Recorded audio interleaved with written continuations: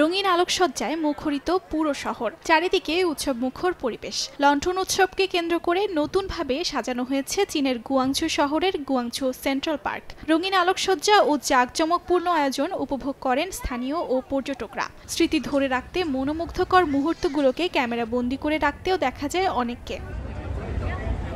এদিকে চীনের সাংহাই শহরেও দেখা মেলে বর্ণিল আলোকসজ্জার। প্যাভিলিয়ন, ফুল, ড্রাগনের নৌকা দিয়ে সাজানো পরিবেশ রঙিন করে তুলেছে চারিদিক। লণ্ঠন উৎসবের সাজসজ্জার ভেতর ছিল চীনের 400 বছরের পুরনো ঐতিহ্যের ছাপ। ঐতিহ্যবাহী নৃত্য ও সঙ্গীত পরিবেশনা অনুষ্ঠানকে আরও আকর্ষণীয় করে তোলে। এছাড়া চীনের হুনান প্রদেশেও বর্ণাঢ্য আয়োজনে পালিত হয় লণ্ঠন উৎসব।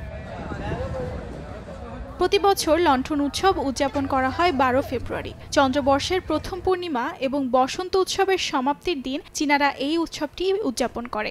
এই বিশেষ উৎসবটিতে ড্রাগন নাচ, প্যারেড এবং আতশবাজির জমকালো আয়োজনও থাকে।